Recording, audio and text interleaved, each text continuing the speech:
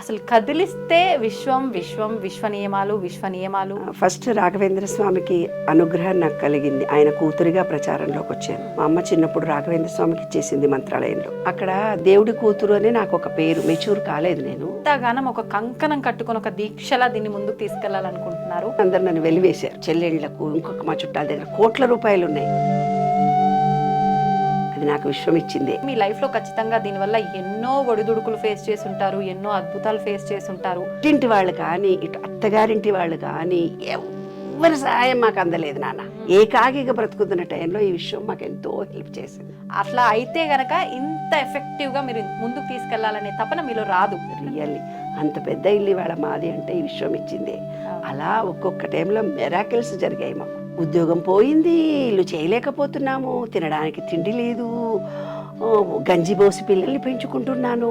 అవును, అవన్నీ ఒక్కసారి మా అందరి కోసం షేర్ చేస్తారా? నా స్పెషలైజేషన్ లైఫ్ ఉందని మాత్రం నాకు తెలుసు. విశ్వ నియమాలను ప్రపంచం చేయడానికి నేను పుట్టిన అద్భుతమైనటువంటి, ఇది నేను సొంతం రాసింది కాదు కదా, విశ్వంలో ఉండే రహస్యాలు నాకు తెలిసినవి మీకు చెప్తున్నాను. నమస్కారం, వెల్కమ్ టు ఐ డ్రీమ్. ధర్మ మార్గం విత్ విజిత కార్యక్రమానికి స్వాగతం.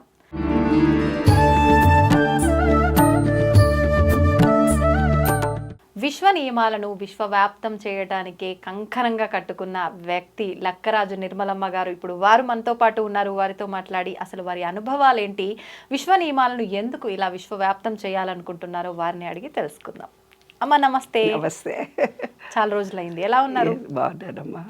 హుషారుగా ఉన్నారు, కనిపిస్తున్నారు కూడా చాలా హ్యాపీగా. అంతే అమ్మ, అసలు కదిలిస్తే విశ్వం విశ్వం విశ్వ నియమాలు పుస్తకం రాస్తున్నాను, ఆ పుస్తకంని పబ్లిష్ చేయాలి, ఇదంతా కూడా నలుగురికి తెలియజేయాలి, విశ్వవ్యాప్తం చేసేయాలి అంటుంటారు ఎప్పుడు చూసినా. ఎందుకు అంటే ఇంతగానం ఒక కంకణం కట్టుకొని ఒక దీక్షలా దీన్ని ముందుకు తీసుకెళ్లాలనుకుంటున్నారు? అంటే మీ లైఫ్లో ఖచ్చితంగా దీనివల్ల ఎన్నో ఒడిదుడుకులు ఫేస్ చేసి ఉంటారు, ఎన్నో అద్భుతాలు ఫేస్ చేసి ఉంటారు. అట్లా అయితే గనక ఇంత ఎఫెక్టివ్గా మీరు ముందుకు తీసుకెళ్లాలనే తపన మీలో రాదు కదమ్మా? అవును. అవన్నీ ఒక్కసారి మా అందరి కోసం షేర్ చేస్తారా? ష్యూర్, తప్పకుండా. ఒక్కొక్క అనుభవము తలుచుకుంటే ఎన్నో కష్టాలు పడ్డానని ఎన్నో ఇంటర్వ్యూలో చెప్పానమ్మా. వాటన్నిటికీ కూడా ఏ రోజు అయ్యో నాకు ఇన్ని కష్టాలని I never feel. First Raghavendra స్వామికి అనుగ్రహం నాకు కలిగింది. ఆయన కూతురిగా ప్రచారంలోకి వచ్చాను. మా అమ్మ చిన్నప్పుడు రాఘవేంద్ర స్వామికి ఇచ్చేసింది మంత్రాలయంలో. రాఘవేంద్ర స్వామికి ఇచ్చేసిన తర్వాత నాకు విపరీతమైనటువంటి మెడిటేషన్ పవర్ వచ్చేది. నేను ఎవరికి మందులు ఇచ్చినా తగ్గిపోయేది. చదువు కూడా జాలీగా ఆడుతూ పాడుతూ చదివేశాను. మందులు కూడా ఇచ్చేవారమ్మా? అంటే అక్కడ దేవుడి కూతురు అని నాకు ఒక పేరు, మెచ్యూర్ కాలేదు నేను. అయితే మహబూబ్ నగర్లో థైరాయిడ్, అది థైరాయిడ్ వల్ల అవుతుంది. కానీ నాకు 40 years వచ్చిందాకా థైరాయిడ్ అని తెలుసుకోలేదు నాన్న. అందుకే నేను ఉద్యోగం కూడా రిజైన్ చేయాల్సి వచ్చింది. మెచ్యూర్ కాలే ఫస్ట్. మెచ్యూర్ కాకపోతే నన్ను చదివించారు. అప్పుడు మా అమ్మ నన్ను తీసుకెళ్ళి రాఘవేంద్ర స్వామికి అంకితం ఇచ్చి ఒక ఫలం తెచ్చుకుంది ఆవిడ. ఫలం తెచ్చుకొని నీ కూతురు అని చెప్పేసింది. అప్పుడు నేను ఎవరికి మందులు ఇచ్చినా అందరికీ బాగైపోయేది. అట్లాగా నా లైఫ్లో ఎన్నో ఒడుకు మ్యారేజ్ అయినాక అటు మ్యారేజ్లో కానీ రిలేషన్షిప్స్లో కానీ జాబ్ చేస్తే దేవుడికి తెలుసు ఇదేదో ఫైనాన్స్ డబ్బులు ఆశపడి ఉండి నన్ను చూడదనుకున్నాడు ఆయన. హస్బెండ్ అండ్ వైఫ్ ఇద్దరు రిలేషన్షిప్లో ఉంటే అబ్బో ఇదేదో మంచి లోకం ఉందనుకోని నన్ను చూడదనుకున్నాడు ఆయన. తర్వాత పిల్లలు ఇస్తే పిల్లలు అనుకుంటుందని ఒక స్లోలన్నర్ పాప పుట్టింది. అందరితో చుట్టాలతో ఎవరితో కనెక్షన్ లేకుండా దూరంగా బ్రతికాను. ఎందుకనమ్మా? అదే కొంచెం ఉద్యోగం మొదలుపెట్టాల్సి వచ్చింది. నేను ఉద్యోగం మొదలుపెట్టానని అందరు నన్ను వెలివేశారు. డిజేబుల్డ్ స్కూల్ రన్ చేస్తున్నానని. అదే అవన్నీ ఇల్లు కట్టుకోవడానికి ఇద్దరి దగ్గర, మా దగ్గర డబ్బు లేదు. 1982-86 లోపల ఆ టైంలో నేను చెప్తున్నాను.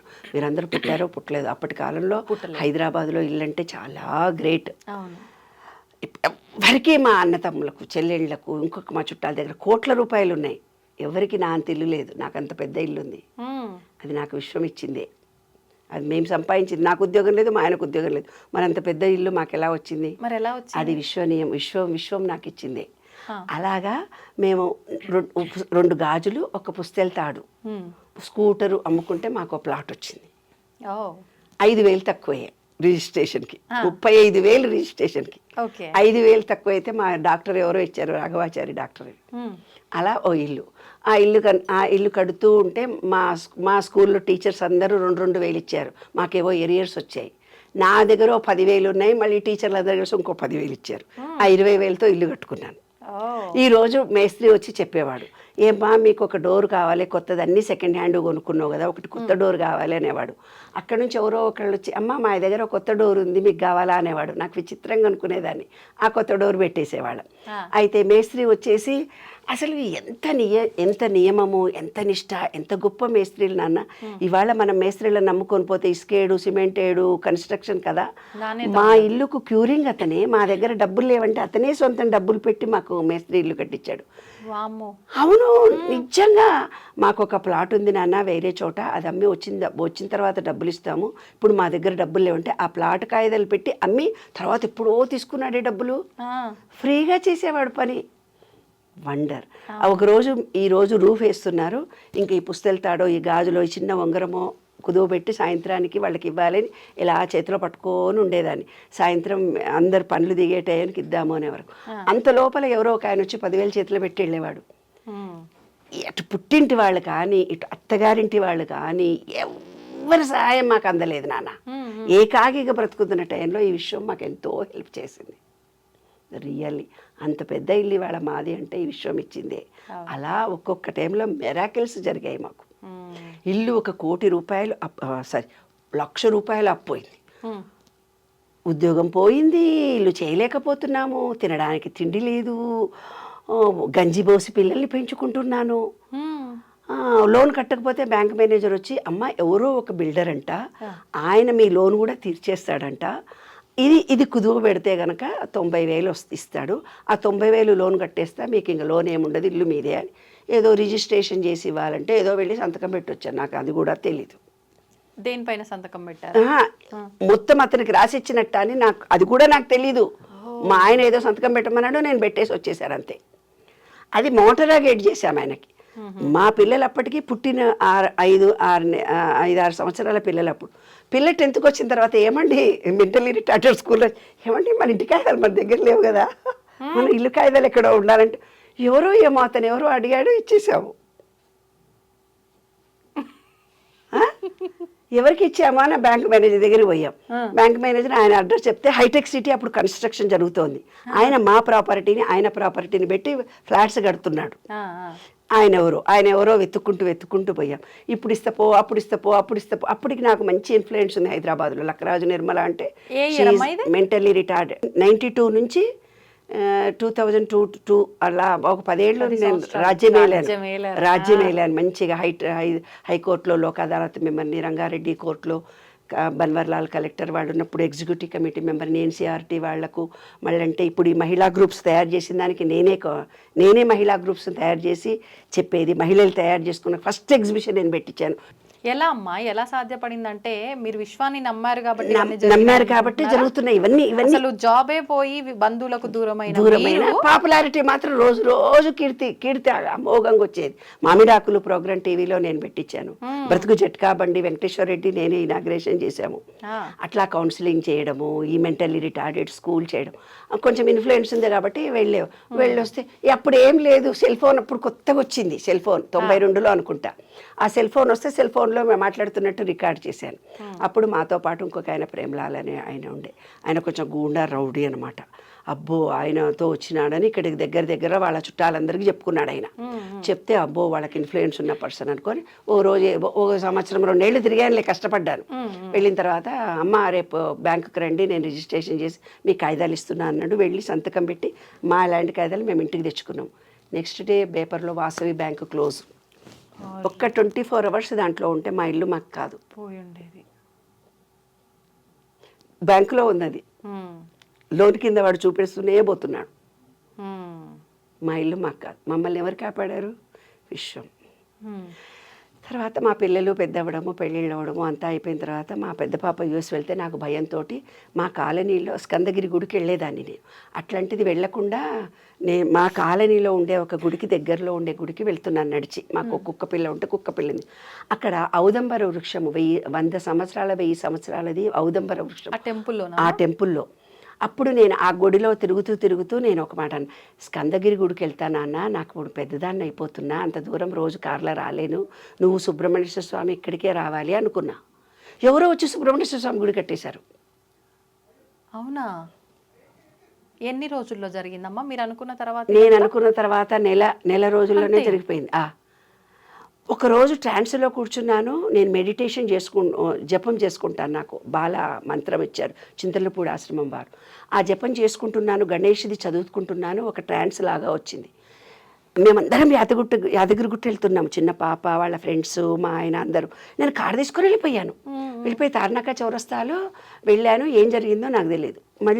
మళ్ళీ ఇంట్లోకి వచ్చి భోంచేసిన తర్వాత మా అమ్మాయి అడిగింది, మా ఆయన అడిగారు, ఎక్కడ పోయినా ఇంతసేపు కారు తీసుకొని అని అడిగారు. అప్పుడు అన్నీ గుర్తు చేసుకున్నా. ఏమోనండి, నేను అక్కడ పూజలో కూర్చున్నప్పుడు నాకు ట్రాన్స్ లాగా ఒకటి అనిపించింది. అక్కడ లక్ష్మీ గణపతి గుడిలో తార్నాక చౌరస్తాలో లక్ష్మీ గణపతి విగ్రహం ఒకటి ఉంది.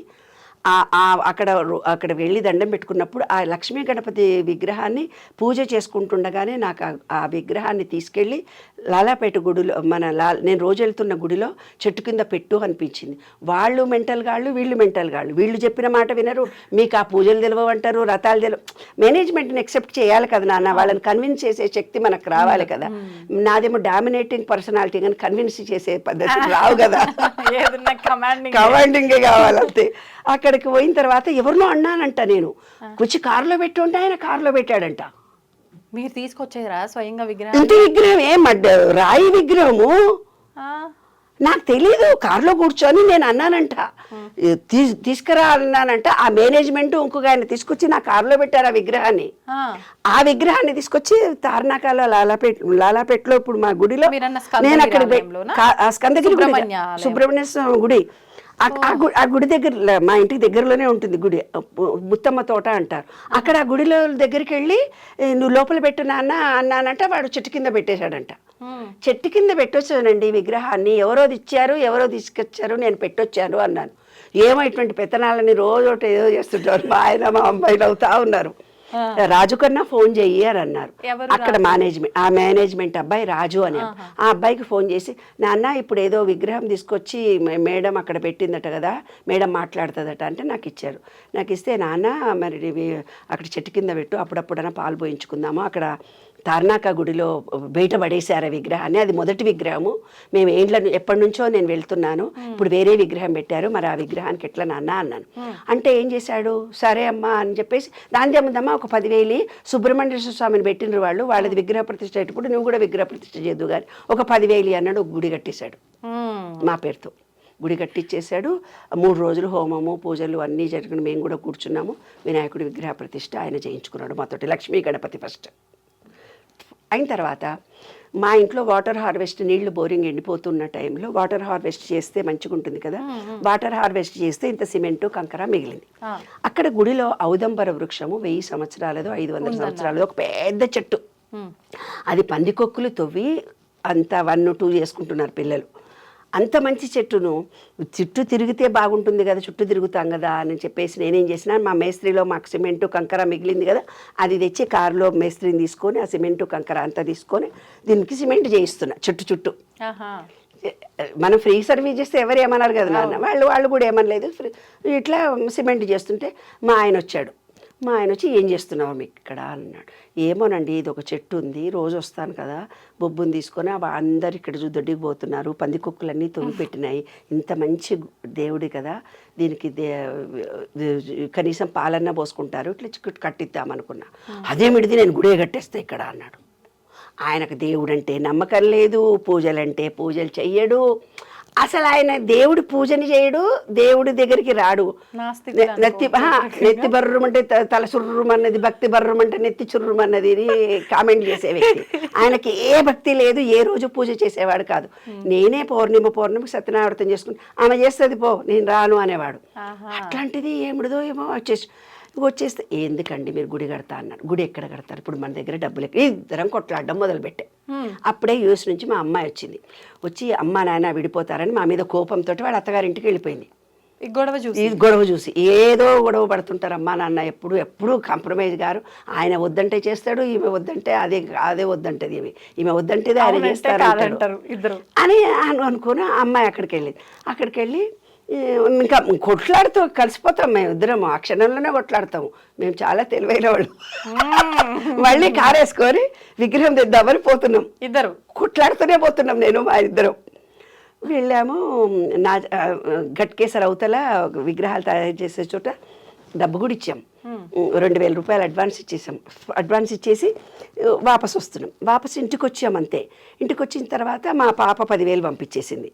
మా అత్తగారు మేమంతా 10,000 ఇస్తున్నామని, పాప ఫ్రెండ్ ఇంకో 10,000 రూపాయలు ఇచ్చి, చిన్న పాప నా తరఫున ఇంకో 10,000 ఇస్తున్నానని 1,00,000 రూపాయలు తయారైపోయా. ఇంకా అమ్మ నాయన నువ్వు రూఫ్ వేసుకో, గుడి కట్టుతా అన్నావు కదా, రూఫ్ వేసుకో డాడీ అని. అది 1,00,000 రూపాయలు కాగానే రూఫ్ వేసేసాం. ఆ రూఫ్ తయారవుతూ వాకింగ్ చేస్తూ అట్లా నడుస్తుంటే అక్కడే దగ్గరలో ఒక పూజారి కనపడి, నాన్న అక్కడ గుడిలో ఏం లేకుండా కొంచెం రూఫ్ వేద్దామనుకుంటున్నాం, అక్కడ ఆ దత్తాత్రేయుడి విగ్రహం లాంటిది ఏదో పెడదామని వెళ్ళి అక్కడ అడ్వాన్స్ ఇచ్చొచ్చాను. దత్తాత్రేయ 10,000 అన్నారు, 2,000 ఇచ్చొచ్చాము.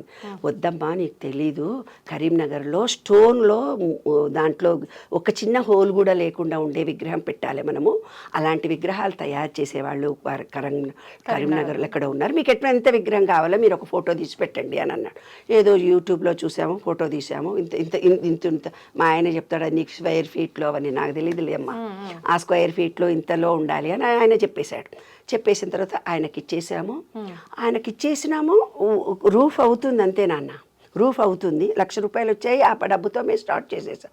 మా పాప పేరుతో ప్రతి సంవత్సరం ప్రఫుల్ల మెమోరియల్ ట్రస్ట్ తరఫున 1,00,000 రూపాయలు డొనేషన్స్ ఇస్తాను ఎవ్రీ ఇయర్. అలా డొనేషన్స్ ఇస్తూ ఒక రెడ్ క్రాస్ సొసైటీలో బోరింగ్ వేయించాను, కట్టించాను. త్యాగరాజ గాన సభలో ఒక హాల్ కట్టించాను. అట్లా ఎవరికో సహాయం చేస్తూనే పోతుంటాను.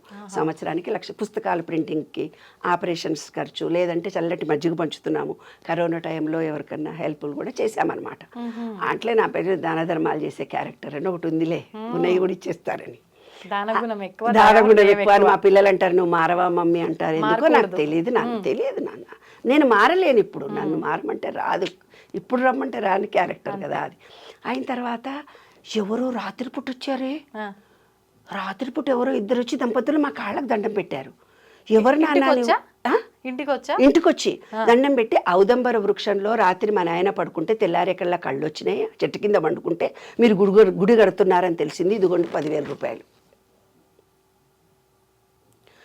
ఇంకెవరో సర్దార్జీ, ఎవరో ఫ్రెండ్ సర్దార్జీని తీసుకొని వచ్చింది మా ఇంటికి. నీవేదో గుడి కడుతున్నావంట, ఆయన కలలో కనిపించిందంట, ఆయన నీకు సహాయం చేయడానికి వచ్చారు. ఆయన ఎవరో నాకు తెలియదు.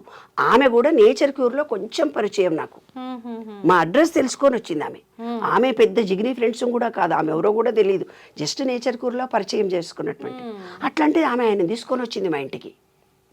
ఆయన అడిగాడు, ఆప్ లోగో ఐసా గుడి బనారే కత్తే నేనేమన్నా హెల్ప్ చేయాలా మీకు? మాకు గురువు అంటే దత్తుడే, గురువుడు అంటే దత్తుడు మాకు చాలా ఇష్టం అని. సరే ఏమన్నా, ఏం లేదు, ఆ గుడి చాలా ఓల్డ్ది, అది ప్రచారం లేకుండా పడుంది, ముత్తమ్మ తోట అంటారు, అది ట్రైన్ ట్రాక్ పక్కన ఉంది, చాలా పవర్ఫుల్ గుడి. అప్పటికే ఆంజనేయ స్వామి ఉన్నాడు, వెంకటేశ్వర స్వామి ఉన్నాడు, శివాలయం ఉంది ఏమ్మా. ఇప్పుడు సుబ్రహ్మణ్యేశ్వర స్వామి విగ్రహం ఉంది, నాగదేవతలు ఉన్నాయి, నవగ్రహాలు ఉన్నాయి. సరే మంచి గుడి కదా, ఇంత మంచి గుడి అనామకంగా పడుంది, దీన్ని ప్రచారంలోకి తేవాలి, అదొకటే నా కోరిక అన్నాను. అయితే సుబే తుమారకు రేపొద్దున ఎవరో కొంతమందిని నేను పిలుచుకొస్తున్నానంటే, రాజు ఎవరెవరినో పిలుచుకొస్తా అంటున్నాడు ఆయన అని అన్నాను. అన్న తర్వాత అందరినీ పిలుచుకొని వచ్చి కూర్చున్నాము. గువ్వల బాలరాజు అని మహబూబ్ నగర్లో ఎమ్మెల్యేనంట, ఆయనని పిలిపించాడు. ఆయన ఎవరో నాకు నిజంగా తెలియదు, మాది మహబూబ్ నగరే కానీ నాకు తెలియదు. పిలిపించి క్యా కామ్ చారే క్యా హోనా ఆప్ లోగోంకు అని అడిగాడు. అడిగితే ఇక్కడ మా ఆయనని అడిగిన, ఏం పని జరుగుతుంది ఎంత దాకా, ఎందుకంటే నాకు సివిల్ వర్క్ గురించి తెలియదు నాన్న, ఏమన్నా కావాలన్నా ఎంత అంటే బండలేయించడానికి 50,000 అవుతాయని 50,000 రూపాయలు తీసి నా చేతిలో పెట్టాడు ఆయన, బండలేయించమని. అది అయిపోయింది. బండలేయించడానికి రెడీ అయిపోయినా నాకు ఈ ఫోటోలు బండల చుట్టూ ఇట్లా ఈ గుడి చుట్టూ కావాలి అని మనసులో అనుకోని నైట్ గౌన్ వేసుకొని కారు తీసుకొని డ్రైవర్కి చెప్పి నైట్ గౌను సెల్ ఫోన్ పట్టుకొని పొద్దున్నే ఎర్లీ మార్నింగ్ ఎంత పని జరిగిందో చూడ్డానికి వచ్చాను నేను. వస్తే మేస్త్రి ఉన్నాడు అక్కడ. అమ్మ ఈ రోజు మొత్తం కంప్లీట్ చేసిపోతే నీవేవో పటాలు పెట్టాలనుకున్నా, ఇప్పుడు నాకు తెచ్చిస్తే పెడతా, లేకపోతే నేను పెట్టాను అన్న. ఇంకా ఇంటికి వెళ్తే మళ్ళీ టైం అయిపోతుందని కారు తీసుకొని అట్లాగే పోయినా. నాచారంలో దొరుకుతాయి కదా అని నాచారం పోయినా, ఈసీఐలు పోయినా, నైట్ గౌన్ల మీద పొద్దున్న ఎర్లీ 6:30కే 6:30కి పొద్దున కార్లో కూర్చున్నాను. సెల్ ఫోన్ ఒకటే ఉంది నా దగ్గర, ఏం లేదు. ఒక డ్రైవర్, మా డ్రైవర్ వచ్చాడు, డ్రైవర్తో వచ్చాను. ఆ డ్రైవర్ ఇంకొంచెం కొంచెం కొంచెం ముందరకు నాచారంలో చూసినాము, వీసీఐలో చూసినాము, ఎక్కడ చూసినా కాదు, ఎక్కడో అడవిలోకి వెళ్ళిపోయాం. కుషాయిగూడ లాగా దూరం, అక్కడుంది పో అక్కడుంది పో అక్కడుంది పో అక్కడుంది పో అని అన్నారు. ఆ కుషాయిగూడ లోపలికి ఎక్కడో పోతే ఒక గోడౌన్లో ఉన్నాయి నాకు కావాల్సిన విగ్రహాలు. అంటే బండ మీద దేవుడి విగ్రహాలు ఉండాలి, అది నాకు కావాలి. ఆ బండలు వేయించే టైంలో ఇట్లా పెట్టాలని నా మనసులో అనుకున్నాను. అనుకున్న తర్వాత నాకు కావాల్సినవి ఒక 3,000 రూపాయలు సామాన్ తీసుకున్నాను. దారిలో వస్తుంటే డ్రైవర్ చెప్తాడు, అమ్మా పెట్రోల్ అయిపోయింది, ఇంట్లో పెట్రోల్ ఎట్లా పోతుంది. నేను ఒక సెల్ ఫోన్ తెచ్చుకున్నా, నా దగ్గర డబ్బులు లేవు. వీడికి ఏమనుకున్నా, వీడే ఇంకో 3,000 అయింది కదా, ఇంకో 500 రూపాయలు నాకు ఇస్తాడులే. ఇస్తే ఏమవుతుంది, 3,500 అవుతుంది. బండలు పంపించినప్పుడు క్యాష్ ఇచ్చేయచ్చు. ఆ బిజావ బెట 3,500 హమ్ బిజాయింగే, మెటీరియల్ నాకు పంపిస్తే నేను డబ్బులు ఇచ్చేస్తాను, పంపించు రిక్షాలో అని అన్నా. ఎప్పుడు అలాగే పంపిస్తాను. సుబహ ఆతా ऐसा लोग చలో జాओ అని వాడు తోసేసి ఉంటాడు. పైసే దేదితో మెటీరియల్ దేతా నయ్యతో నక్కో జావ్ అన్నాడు. వాడికి నేనెవరో తెలియదు, నాకు వాడెవడో తెలియదు. కుషాయి కూడా అవతల ఎక్కడో గోడౌన్లో అడవిలాగా ఉంది అది. ఇదేమిటిది దత్త, నాకేం అర్థమవుతలేదు అనుకుంటూ బయటకు వచ్చాను. చెట్టు కింద నిలబడ్డాను. అక్కడ నుంచి ఎవరో ఒక ఆయన వచ్చాడు. వస్తే ఈ ఊర్లో మనిషినా బాబు, మీ ఇల్లు దగ్గరలో ఉంటే నాకు ఇట్లా 3,500 కావాలి అని అన్న. జేబులో నుంచి తీసి 3,500 ఇచ్చాడే. ఇప్పటిదాకా అతను ఎవరో తెలియదు, నా ఫోన్ నెంబర్ కూడా ఇచ్చి వచ్చాను. ఫోన్ కూడా రాలే మీకు? ఫోన్ రాలేదు, నన్ను అడగలేదు, డబ్బులు ఇచ్చాడు, నేను వచ్చేసాను. అయిపోయిందా? అయిపోయిన తర్వాత ఇంకెవరో ఒక ఆయన వచ్చాడు. వచ్చి ఏమన్నాడు, మీరు గానుగాపురం తెలుసా అని. మనకి ఇక్కడ తెలంగాణ వాళ్ళకి దత్తాత్రేయుడు గురించి అంతగా తెలియదు, రాహుకేతువు గురించి కూడా తెలుసు, శని దోషాలు ఒకటి మాత్రమే తెలుసు. ఆంజనేయ స్వామి, శ్రీరాముడు, శని గురించే మనకు తెలుసు. జాతకరీత్యా ఎన్ని చెప్పుకున్నా కూడా వాటి గురించే ఎక్కువ చూస్తాము. కానీ కేరళ వాళ్ళు మళ్ళీ అంటేనేమో మిగతా వాళ్ళు చూసినట్టుగా రాహుకేతు మెడ్రాస్ వాళ్ళు చూసినట్టుగా రాహుకేతు చూడం మనం. సుబ్రహ్మణ్యేశ్వర స్వామి అంటే మనకు అసలు దత్తుడు అంటే అసలే తెలియదు. 1000లో ఒకళ్ళకి తెలుస్తుందేమో దత్త అంటే. దత్త సాంప్రదాయం ఈజ్ వెరీ సీక్రెట్, అది ఎక్కడెక్కడో ఉంటుంది, కొంతమందే ఉంటారు. నాకు కూడా తెలియదు అసలు దత్తుడు అంటే ఎవరో కూడా తెలియదు. ఆ బొమ్మ చూసిన అంతే దత్తాత్రేయుడు, అంతకంటే ఎక్కువ నాకు కూడా ఏం తెలియదు. సరే, అతను ఎవరో వచ్చి గానుగాపురం రావాలంటే, నాకు నడుము నొప్పి బాబు, నేను జర్నీలు చెయ్యను, మరి మా పిల్లల పెళ్ళిళ్ళే నేను స్టూల్ వేసుకొని కూర్చొని చేశాను, ఏ జర్నీ నేను చెయ్యను నాన్న. నీకెందుకమ్మా, నేను తీసుకుపోతా అన్నాడు. ఆయన కారు తీసుకొని మమ్మల్ని గానుగాపురం తీసుకెళ్తున్నాడు. ఎన్ని రోజుల తర్వాత? అదే గుడి జరుగుతున్నప్పుడే విగ్రహ ప్రతిష్టకి డేట్ ఫిక్స్ చేసినాము. పుష్య పౌర్ణిమ, మాఘ పౌర్ణిమ నాడు. ఈ 10 రోజుల ముందే ఈయన వచ్చాడు. వచ్చి మీరు విగ్రహ ప్రతిష్ఠ చేసే లోపల గానుగాపురం వెళ్ళి ఆడ ఆశీర్వచనం తీసుకొస్తే ఇక్కడ ప్రతిష్టకు అర్హులవుతారు అన్నాడు ఆయన. ఎవరెవరో వస్తున్నారు, ఏదేదో హెల్ప్ చేస్తున్నారు, పనులు జరుగుతున్నాయి అక్కడ. ఈయన సరే అని మేము వెళ్ళాం. వెళ్తే గణపతి సచ్చిదానంద ఆశ్రమం ఉంది. రాత్రి 11 అయింది మేము వెళ్ళేసరికి. మీరు వస్తున్నారని భోజనం రెడీ పెట్టామన్నారు. మా కోసం భోజనం రెడీ పెట్టారు. రాత్రి 11 గంటలకు. ఎవరు చెప్పారు, ఎలా తెలిసింది? ఎవరో వస్తున్నారన్న చూచాయిగా మాకు అనిపించిందని అక్కడ చేసి దర్శనం చేసుకొని విగ్రహ ప్రతిష్ఠ చేసినాం. ఇట్లా మంచిగా ఎనర్జీతో చేశాను. అందరు అన్నారు నిర్మలకు ఆరోగ్యం బాగుండదు, ఎంత బాగా యాక్టివ్గా చేసింది అని అన్నారు. నాకు కూడా ఐఎమ్ వెరీ యాక్టివ్గా చేసేసాను నాన్న. చేసి ఇంటికి వస్తూ దారిలో క్యాటరింగ్ కూడా పిలిచాడు.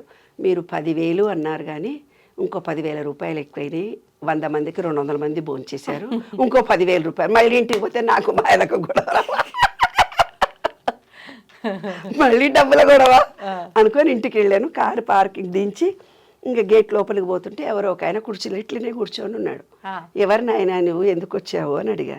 అమ్మ నీకోసం పొద్దున 10 గంటలకు వచ్చిన, మీ షాపు నాకు కిరాయికి కావాలి, అడ్వాన్స్ ఇచ్చేటందుకు వచ్చిన, మీరు ఏదో పూజ చేస్తున్నారంటే కూర్చున్నా, ఇదిగో అమ్మ 10,000 అని ఇచ్చాడు.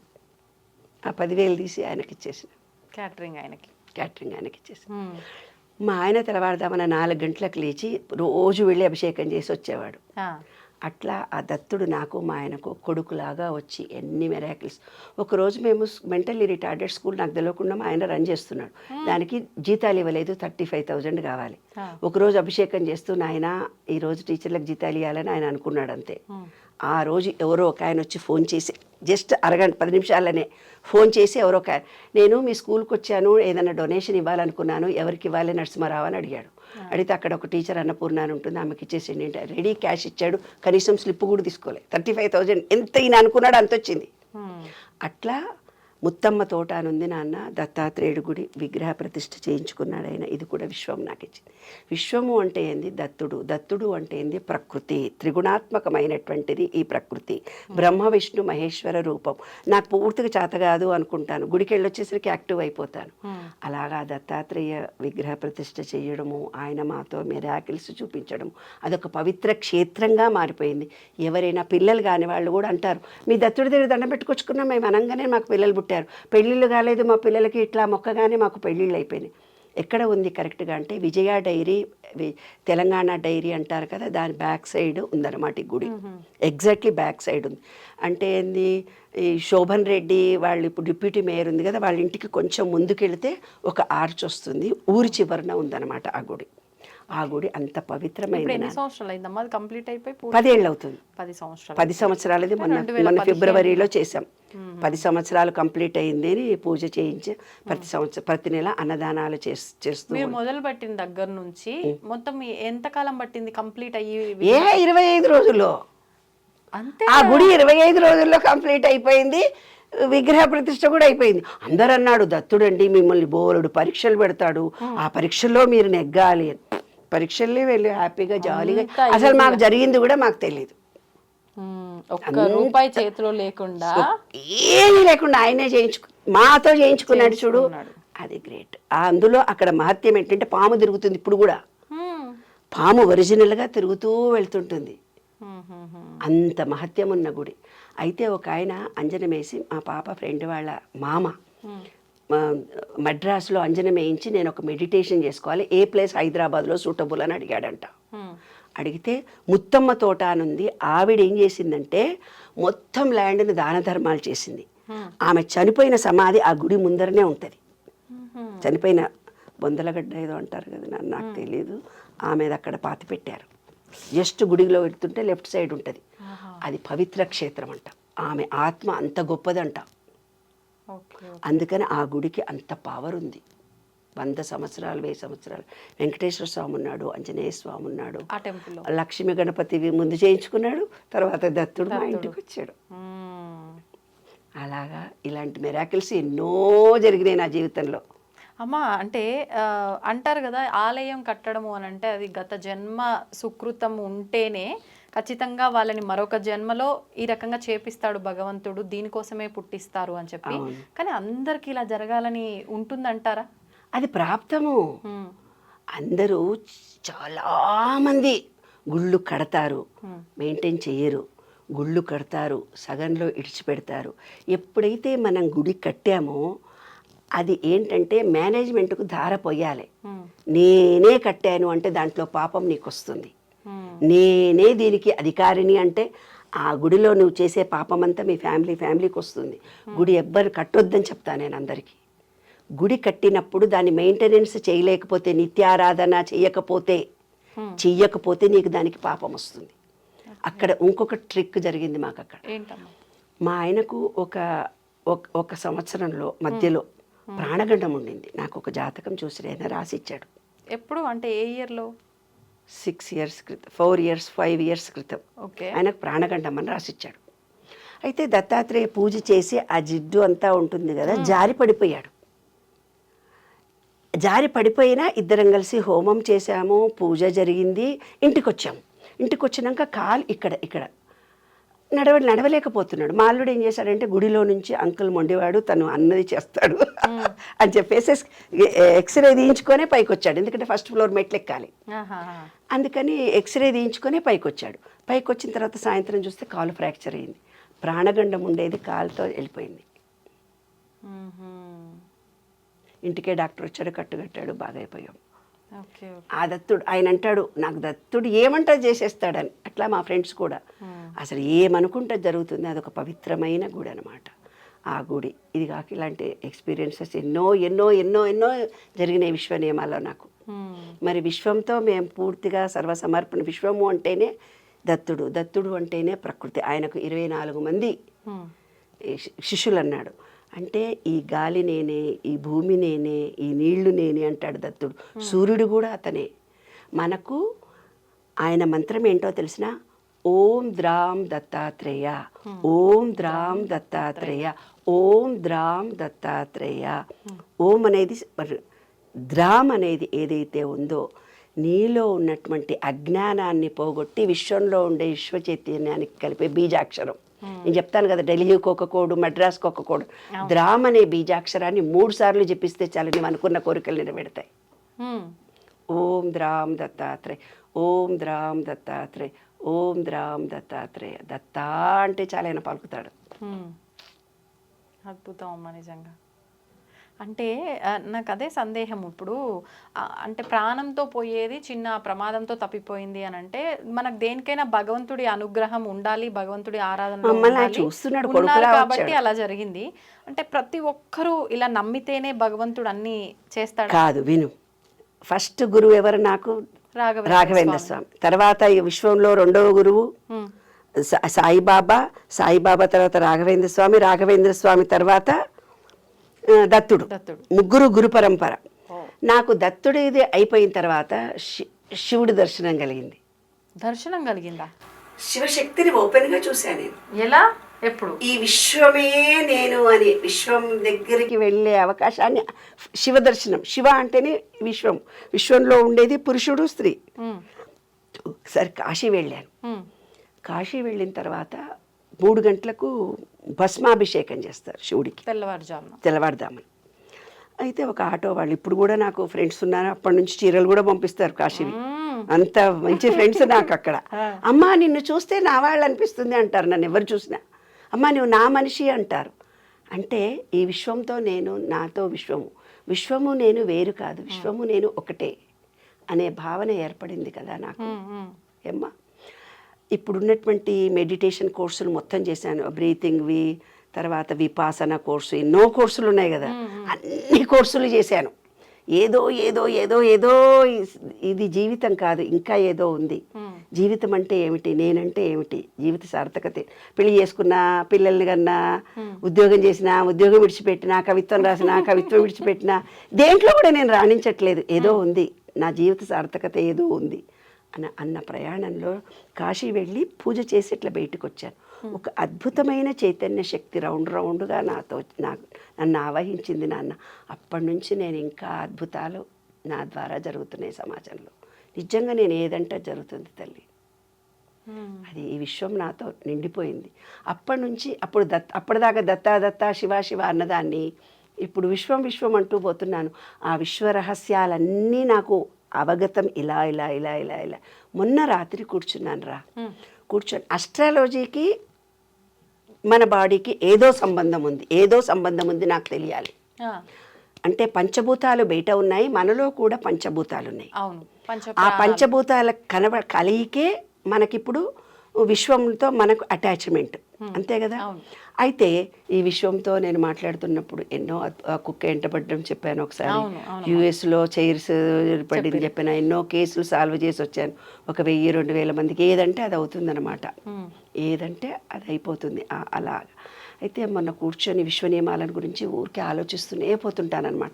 13 ఏళ్ల నుంచి అదే.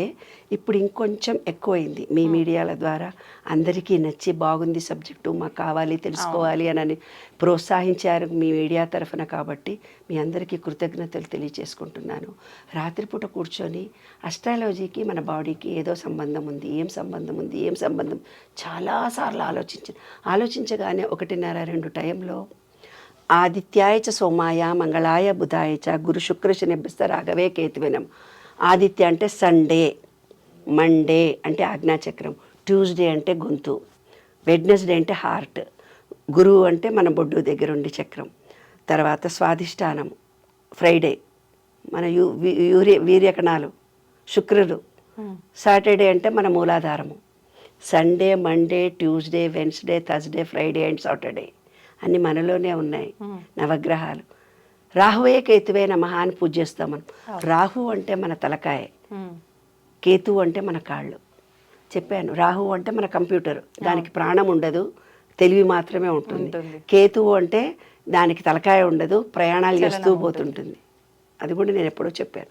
అలా నాకు ప్రతిదీ అవగాహనకు రావడానికి ఈ విశ్వ నియమాలు 12 చాలా, అసలు నేను ఇది కావాలి అనగానే ఐడియాస్ వచ్చేస్తుంటాయి. ఆ రోడ్డు విని ఈ రోజంతా పొద్దున్న నుంచి సాయంత్రం దాకా నేను ఈ విశ్వ నియమాలనే చేస్తూ మాట్లాడుతూ పోతుంటే మా ఆయన మా డ్రైవరు ఏదో పని చేస్తున్నారు, చేస్తూ ఒక డబ్బా తీసుకొని వచ్చాడు. డ్రైవరు తెస్తే నాకు ఈ డబ్బా నేను సార్కి ఇచ్చేస్తా, నువ్వు వెళ్ళిపో, ఇవి జిరాక్స్ చేయించుకురాపోని విశ్వ నియమాల పేపర్ ఏదో ఇచ్చి ఆ అబ్బాయిని బయటికి పంపించా. అది తీసుకొని వచ్చి మా ఆయనకి ఇచ్చేసి నేను వెళ్ళి అంటే 10 నిమిషాలు వర్క్ చేసి 10 నిమిషాలు పడుకుంటా, కొంచెం బ్యాక్ పెయిన్ వస్తుంది. పడుకొని మళ్ళీ యువతలకు వస్తుంటే శరీరంలో నుంచి ఏదో వస్తుంది, ఏమో వచ్చిందండి, ఏమో జీవి నా మీద నుంచి పడిపోయింది అన్నాను. పడిపోతే నాన్న చూడు నాన్న హర్ష, అక్కడ ఏదో పడిపోయింది, నా మీద ఏముండింది ఇంతసేపు నువ్వు చూడవా అన్న. మేడం అది బల్లి అన్నాడు.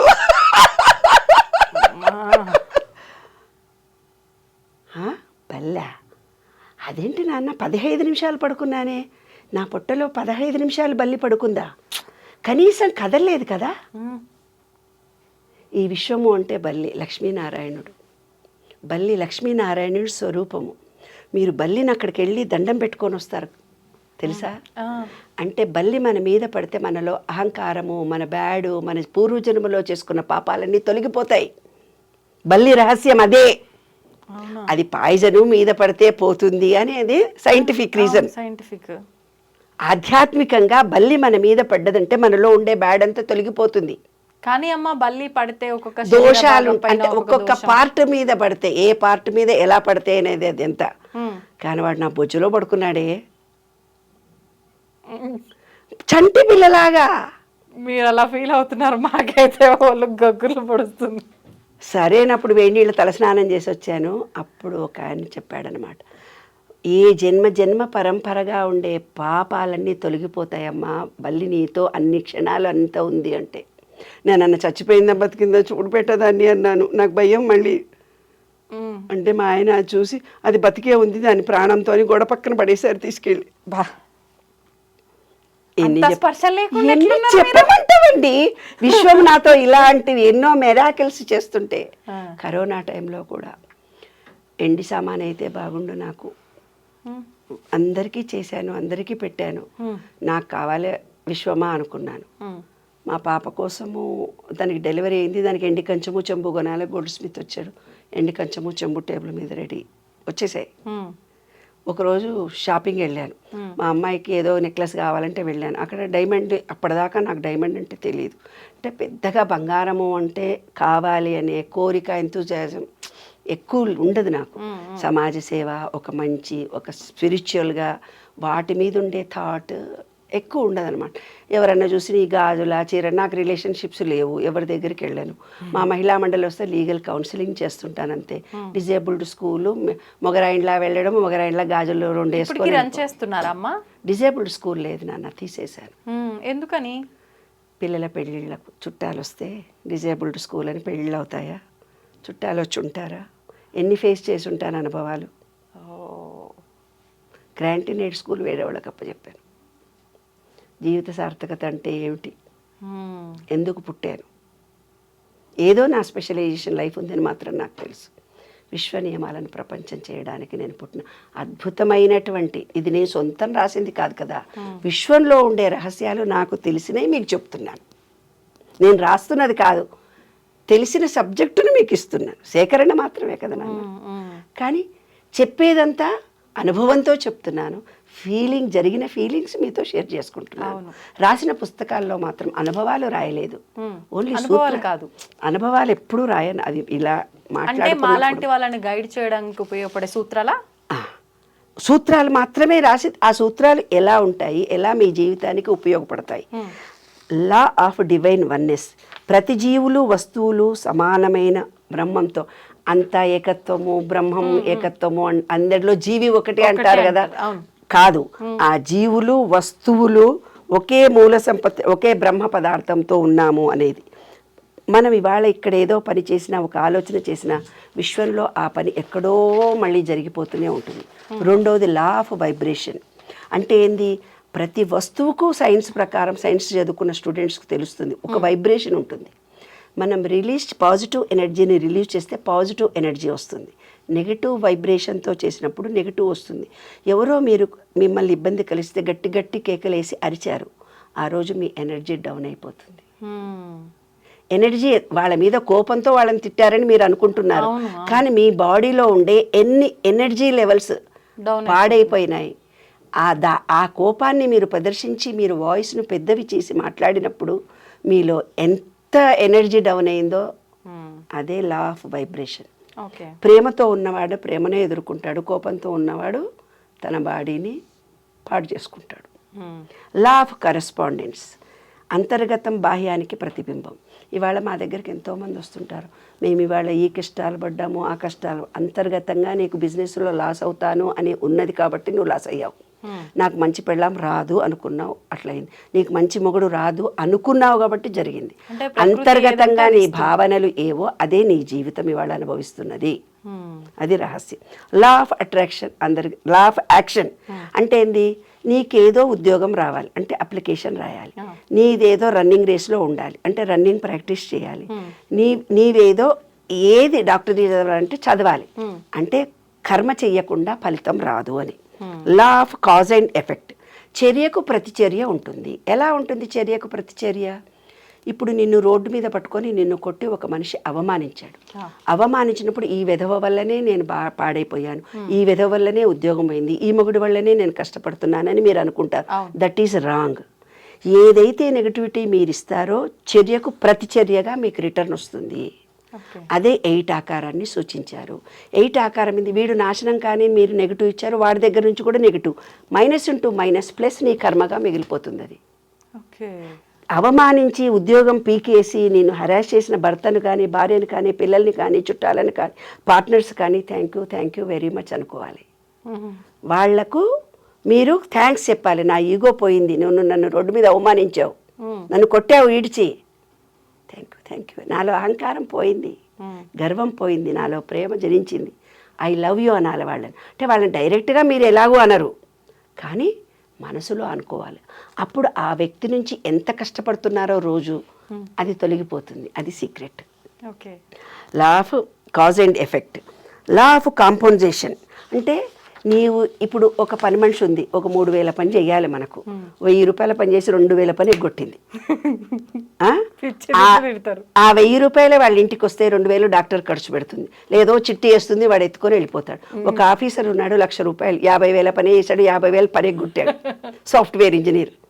ఒక ఇంటికి అడ్వాన్స్ ఇచ్చాడు, వాడు ఆ 50,000 కొట్టేస్తాడు. ఆ 50,000 వాళ్ళ ఇంటికి ఉపయోగపడతాయి. ఇది రూల్. మీరు కాదు, అదే ప్రపంచమే, ఈ విశ్వమే చేసేస్తుంది. అట్రాక్షన్ ఆఫ్ లా మీ అందరికీ తెలుసు. Law of perpetual and transmutation of energy అంటే అధిక శక్తితో ఉండే ఆలోచనలు. అందరు మీరు అంటారు, మాకు ఇప్పుడు ఇవాళ తక్కువ డబ్బులున్నాయి, చాలా బాధలు ఉన్నాయి, ఇంట్లో ఏదో బ్యాడ్ జరిగింది అని చెప్పుకుంటుంటారు కదా మనతో. దాని ఎనర్జీ ఎలా చేసుకోవాలి? మన పూర్వీకులు ఓం అనే బీజాక్షరాన్ని పాజిటివ్గా ఎలా మార్చుకోవచ్చు. లో ఎనర్జీ ఉన్న నేను హై ఎనర్జీగా మార్చుకునే అవకాశాన్ని మనకి ఇచ్చాడు. అదే law of perpetual transmutation of ఎనర్జీని నువ్వు మార్చుకోవచ్చు. దానికోసమే మన పూర్వీకులు దేవుణ్ణి పెట్టారు, బీజాక్షరాలను ఇచ్చారు, లలితాపారాయణం ఇచ్చారు, విష్ణు సహస్రనామాలు ఇచ్చారు.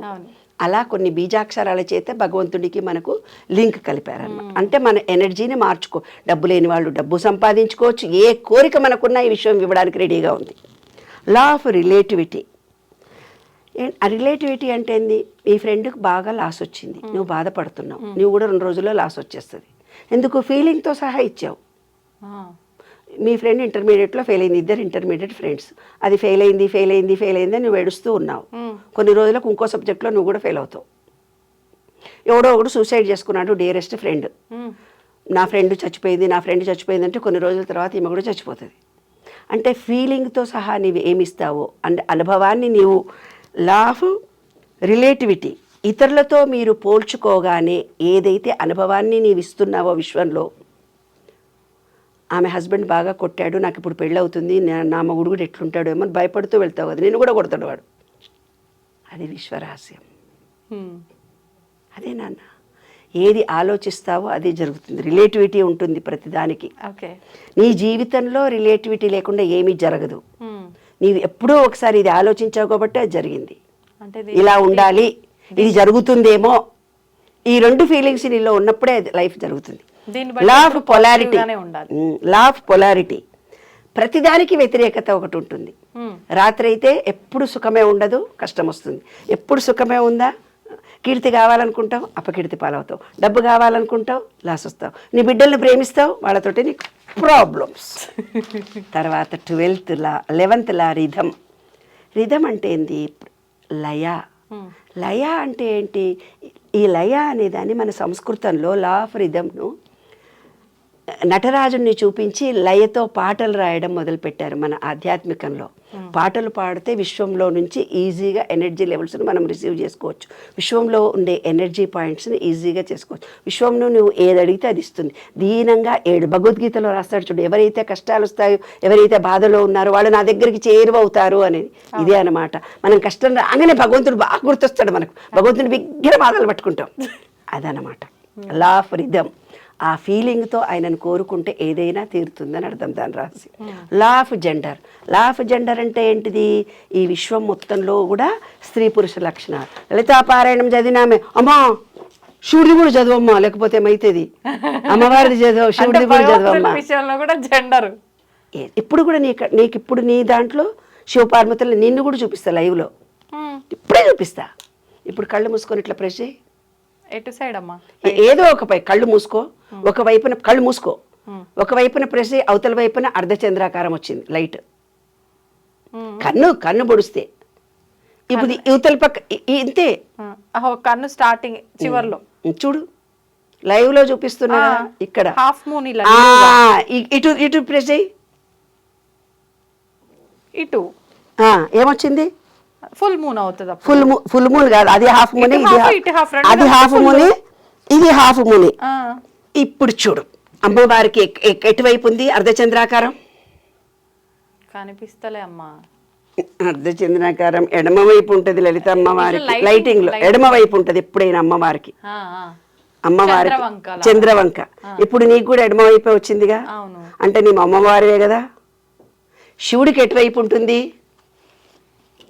కుడివైపు ఉంటుంది. ఇది సూర్యనాడి, ఇది చంద్రనాడి. ఇది శివపార్వతుల్లో ఈయన శివుడు, ఈమె పార్వతి. అర్ధచంద్ర రిథం. మనలోనే భగవత్ శక్తి అంతా ఉంది. ఈ విశ్వనియమాలను ఎవరైతే తెలుసుకుంటారో మీ జీవితమే మారిపోతుంది. ఎప్పుడు ఆనందంగా ఉంటారు, దుఃఖానికి చోటు లేదు. ఇంకేమైనా అనుభవాలు చెప్పమంటావా? ఈ విశ్వం నాతో నిరంతరం ఉంటుంది, నేను కూడా విశ్వంతో ఉంటాను. అందుకే మీరు ఇంత యాక్టివ్గా ఉంటారు. Any questions? No questions. నేను ఇక్కడే ఫ్రీజ్ అయిపోయా. ఎస్. కాబట్టి పూజా విధానాలు కానీ, లలితాపారాయణంలో రహస్యాలు కానీ, శ్రీదేవి ఖడ్గమాల కానీ, అందులో ఉండే రహస్యాల మీద ఛేదించాను. విశ్వ నియమాలు 1000 మంది చెప్పొచ్చు నీకు, రేపొద్దున కోట్ల మంది చెప్పొచ్చు. రహస్యాలు ఏమన్నా చెప్పలేరుగా. విశ్వ రహస్యాలు చెప్పలేరు. ఎందుకంటారు? విశ్వ నియమాలు అనుభవం. ఓకే. దాన్ని 12 ఏళ్ళు పట్టింది నేను రీసెర్చ్ చేసి తీసుకురావడానికి. ఒక్కొక్క బీజాక్షరంలో ఏముంది, ప్రాణాయామంలో ఏముంది, ఒక్కొక్క దేవుడి రూపంలో ఏముంది, చాలా అది విశ్వం నాకు ఆటోమేటిక్గా ఇచ్చింది. అమ్మ, ఇప్పుడు మీరు అన్నట్టు ఖడ్గమాల కానివ్వండి, లలిత కానివ్వండి, ఇవన్నీ విశ్వానికి కనెక్ట్ చేస్తూ మనం కనెక్షన్ చేసే బీజాక్షరాలే అవి. సెల్ ఫోన్ కి సిమ్ మారుతుంది, ఛార్జింగ్ పెట్టుకోవడానికి పిన్ను మారుతుంది, అంతేగాని ఎలక్ట్రిసిటీ ఒకటే. నువ్వు క్రిస్టియన్ కావచ్చు, ముస్లిం కావచ్చు, వేరే మతం కావచ్చు, సిక్కు కావచ్చు, ఏదో పూజలు చేయొచ్చు. నీకు ఏ దేవుడో నమ్మకం ఉంటుంది, ఏ దేవుడి పూజలో చేస్తావు. చెట్టును నమ్ముతారు కొంతమంది, పుట్టను నమ్ముతారు కొంతమంది, ఆకాశాన్ని నమ్ముతారు, భూమినే నమ్ముకుంటారు, వాళ్ళే దేవుడు అనుకుంటారు కదా. ఈ విశ్వంలో ప్రతిదీ ఒకడు కప్పనే దేవుడు అనుకుంటాడు, ఒకడు పామునే దేవుడు అనుకుంటాడు, అవునా లేదా? పువ్వునే దేవుడు అనుకుంటారు కదా. అలాగ ఎవరు ఏదనుకున్నా విశ్వం మాత్రం ఒక్కటే. అదే విశ్వ రహస్యం. ఎనర్జీ ఒకటే.